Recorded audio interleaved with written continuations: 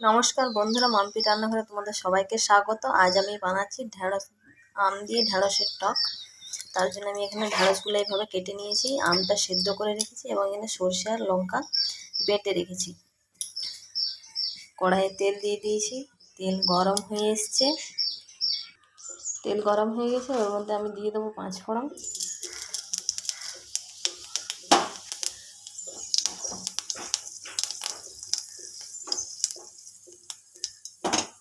এরপর আমি এর মধ্যে কেটে রাখা ভেন্ডিগুলো দিয়ে দেবো।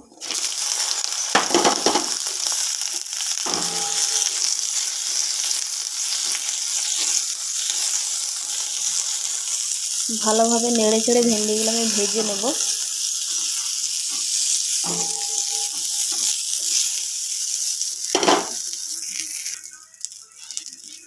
এর মধ্যে সামান্য একটু হলুদ দিয়ে ভালোভাবে ভেজে নেব।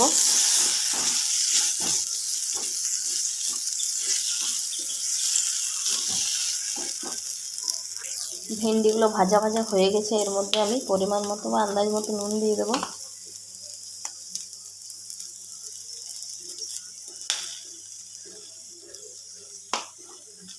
নুন দিয়ে ভালোভাবে নেড়ে চেড়ে নেব।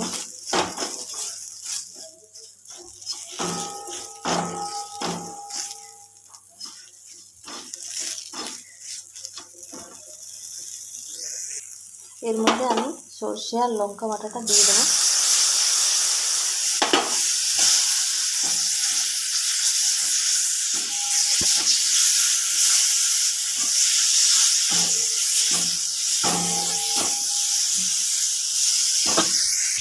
ভালোভাবে নেড়ে চেড়ে ভাজা হয়ে গেছে, এর মধ্যে আমি এবার জল দিয়ে দেবো।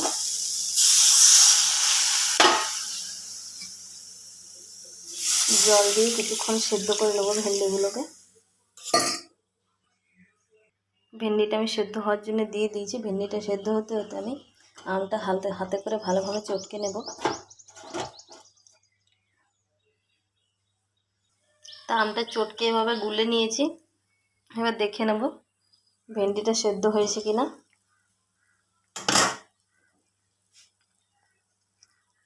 ভেন্ডিগুলো সেদ্ধ হয়ে গেছে।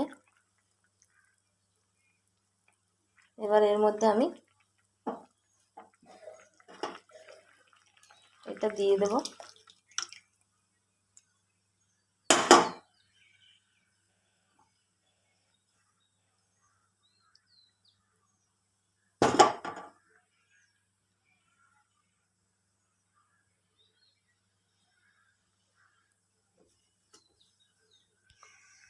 আমি শাঁসটা দিয়ে একটুকু ভালোভাবে ফুটিয়ে নামিয়ে নিলেই রেডি ঢেঁড়সের টক আম দিয়ে।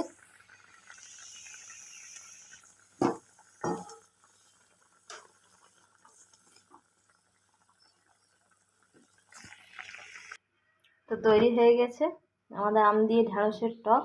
আমার এই ভিডিওটা তোমাদের কেমন লাগলো অবশ্যই কমেন্টে জানিও। লাইক করতে, ভালো লাগলে লাইক কমেন্ট এবং শেয়ার করে দিও।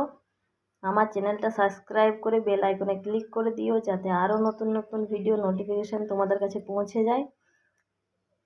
আজকের ভিডিওটা এই পর্যন্তই। সবাই সুস্থ থেকো, ভালো থেকো।